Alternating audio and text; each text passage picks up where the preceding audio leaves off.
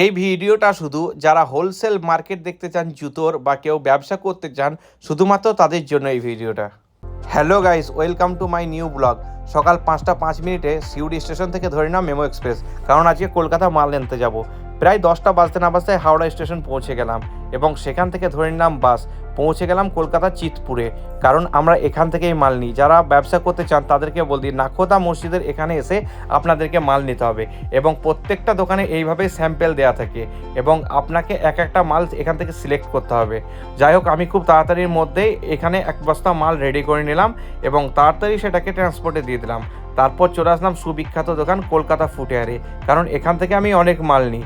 সেই দোকানে পৌঁছে আমি অনেক কিছু মাল প্রথমে একটু একটু করে দেখে সেগুলোকে সিলেক্ট করে নিলাম। এরপর চলে আসলাম KM নিউ ফুটওয়্যারে, কারণ এখানে খুব ভালো কিছু মাল পাওয়া যায়, ছেলেদের স্লিপার টাইপ, বুট, কিটো, অনেক কিছুই। এবং এখান থেকেও কিছু মাল করে নেওয়ার পর মালগুলিকে সব ট্রান্সপোর্টের উদ্দেশ্যে দিয়ে দিলাম এবং চলে আসলাম আমি ড্রাই ফ্রুটসের মার্কেটে, কারণ আমার ড্রাই ফ্রুটস খুব পছন্দ এবং কলকাতা আসলেই আমি এসব খেজুর এবং কিছু ড্রাই ফ্রুটস বাড়ির জন্য নিই।